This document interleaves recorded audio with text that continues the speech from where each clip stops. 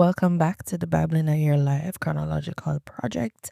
This is week 5, day 7, and we're reading from the Complete Jewish Bible this week. Remember that we gather every Sunday evening at 6:30 p.m. live on Zoom where we discuss the week's readings. Today we continue in Exodus. Exodus chapter 10. Adonai said to Moshe, "Go to Pharaoh, for I have made him and his servants hard-hearted, so that I can demonstrate these signs of mine among them, so that you can tell your son and grandson about what I did in Egypt and about my signs that I demonstrated among them, and so that you will all know that I am Adonai." Moshe and Aaron went in to Pharaoh and said to him, "Here's what Adonai, God of the Hebrews, says. How much longer will you refuse to submit to me? Let my people go, so that they can worship me. Otherwise, if you refuse to let my people go, tomorrow I will bring locusts into your territory. One won't be able to see the ground, so completely will the locusts cover it. They will eat anything you still have that escaped the hail, including every tree you have growing in the field. They will fill your houses and those of your servants and of all the Egyptians. It will be like nothing your fathers or their fathers have ever seen since the day they were born until today." Then he turned his back and left. Pharaoh's servants said to him, "How much longer must this fellow be a snare for us? Let the people go and worship Adonai their God. Don't you understand yet that Egypt is being destroyed?" So Moshe and Aaron were brought to Pharaoh again, and he said to them, "Go, worship Adonai your God. But who exactly is going?" Moshe answered, "We will go with our young and our old, our sons and our daughters, and we will go with our flocks and herds, for we must celebrate a feast to Adonai." Pharaoh said to them, "Adonai certainly will be with you if I ever let you go with your children. It's clear that you are up to no good. Nothing doing. Just the men among you must go and worship Adonai. That's what you want, isn't it?" And they were driven out of Pharaoh's presence. Adonai said to Moshe, "Reach out your hand over the land of Egypt, so that locusts will invade the land and eat every plant that the hail has left." Moshe reached out with his staff over the land of Egypt, and Adonai caused an east wind to blow on the land all day and all night. And in the morning the east wind brought the locusts. The locusts went up over all the land of Egypt and settled throughout Egypt's territory. It was an invasion more severe than there had ever been before or will ever be again.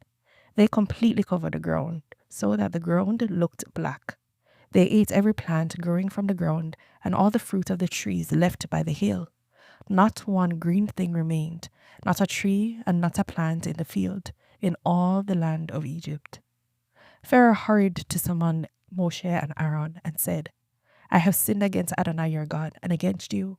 Now, therefore, please forgive my sin just this once, and intercede with Adonai your God, so that he will at least take away from me this deadly plague." He went out from Pharaoh and interceded with Adonai. Adonai reversed the wind and made it blow very strongly from the west. It took up the locusts and drove them into the sea of sulphur. Not one locust remained on Egyptian soil, but Adonai made Pharaoh hard-hearted, and he didn't let the people of Israel go. Adonai said to Moshe, "Reach out your hand toward the sky, and there will be darkness over the land of Egypt, darkness so thick it can be felt." Moshe reached out his hand toward the sky, and there was a thick darkness in the entire land of Egypt for 3 days. People couldn't see each other, and no one went anywhere for 3 days, but all the people of Israel had light in their homes. Pharaoh summoned Moshe and said, "Go, worship Adonai. Only leave your flocks and herds behind. Your children may go with you." Moshe answered, "You must also see to it that we have sacrifices and burnt offerings, so that we can sacrifice to Adonai our God. Our livestock will also go with us. Not a hoof will be left behind, because we must choose some of them to worship Adonai our God. And we don't know which ones we will need to worship Adonai until we get there." But Adonai made Pharaoh hard-hearted, and he would not let them go. Pharaoh said to them, "Get away from me, and you better not see my face again, because the day you see my face, you will die." Moshe answered, "Well spoken. I will see your face no more." Exodus 11. Adonai said to Moshe, I'm going to bring still one more plague on Pharaoh and Egypt, and after that he will let you leave here. When he does let you go, he will throw you out completely. Now, tell the people that every man is to ask his neighbor and every woman her neighbor for gold and silver jewelry. Adonai made the Egyptians favorably disposed toward the people. Moreover, Moshe was regarded by Pharaoh's servants and the people as a great man in the land of Egypt. Moshe said, "Here's what Adonai says.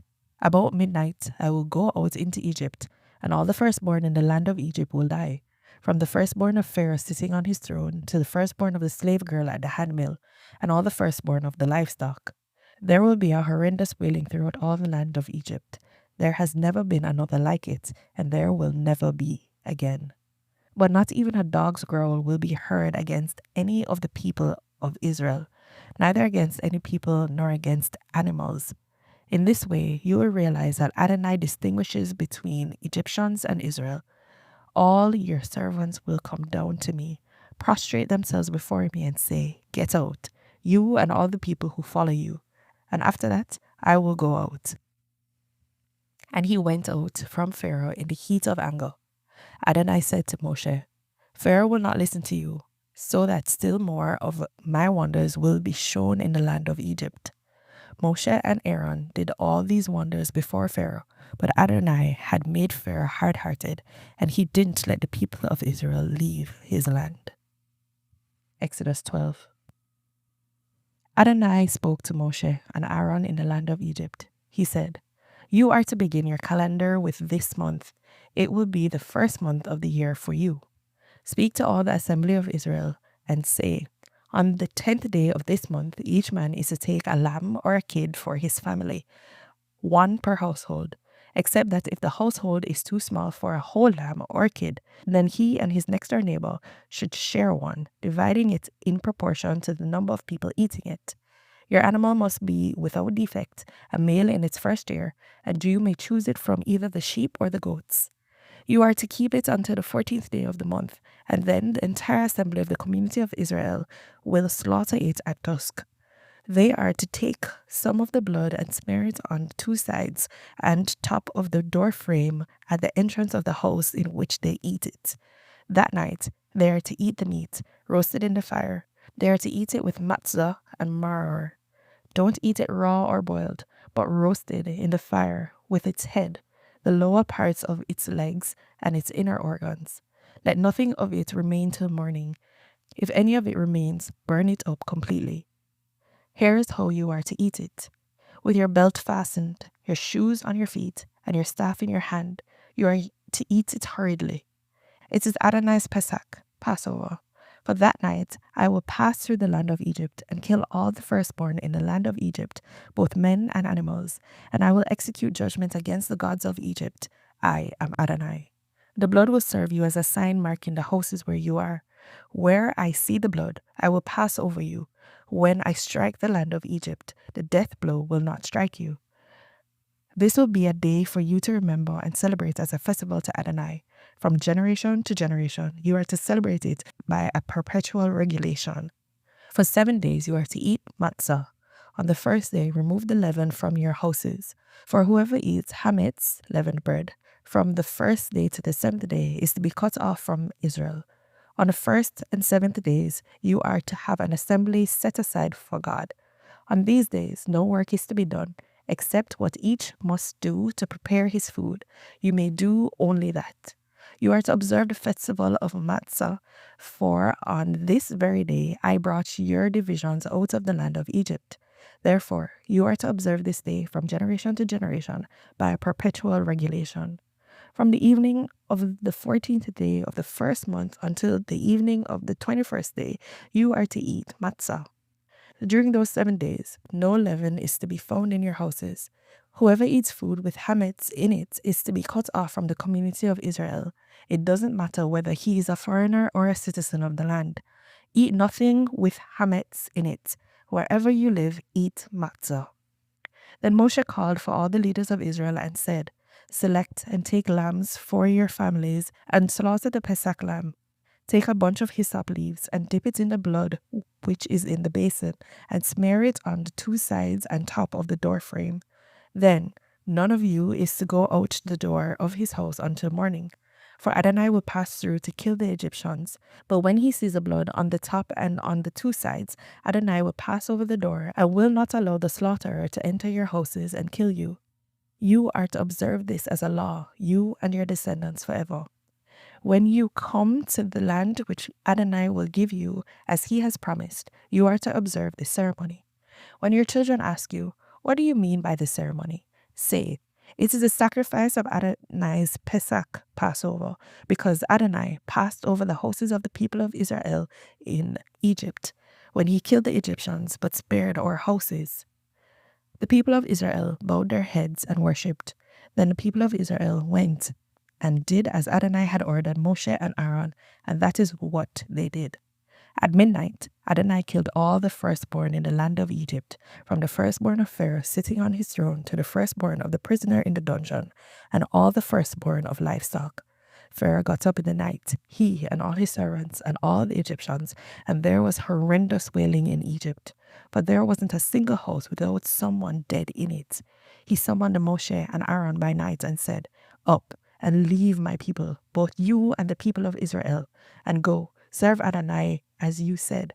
Take both your flocks and your herds as you said, and get out of here, but bless me too. The Egyptians pressed to send the people out of the land quickly, because they said, otherwise we'll all be dead. The people took their dough before it had become leavened, and wrapped their kneading bowls in their clothes on their shoulders. The people of Israel had done what Moshe had said. They had asked the Egyptians to give them silver and gold jewelry and clothing, and Adonai had made the Egyptians so favorably disposed toward the people that they had let them have whatever they requested. Thus they plundered the Egyptians.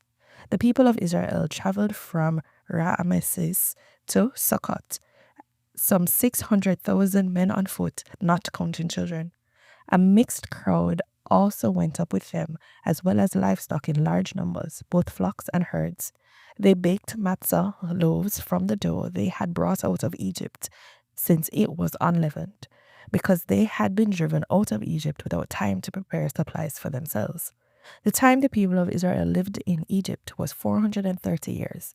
At the end of 430 years to the day, all the divisions of Adonai left the land of Egypt. This was a night when Adonai kept vigil to bring them out of the land of Egypt, and this same night continues to be a night when Adonai keeps vigil for all the people of Israel through all their generations. Adonai said to Moshe and Aaron, This is the regulation for the Pesach lamb. No foreigner is to eat it. But if anyone has a slave he bought for money, when you have circumcised him, he may eat it. Neither a traveler nor a hired servant may eat it. It is to be eaten in one house. You are not to take any of the meat outside the house, and you are not to break any of its bones. The whole community of Israel is to keep it. If a foreigner staying with you wants to observe Adonai's Pesach, all his males must be circumcised. Then he may take part and observe it. He will be like a citizen of the land, but no uncircumcised person is to eat it. The same teaching is to apply equally to the citizen and to the foreigner living among you. All the people of Israel did just as Adonai had ordered Moshe and Aaron. On that very day, Adonai brought the people of Israel out of the land of Egypt by their divisions. This is the word of the Lord. Amen.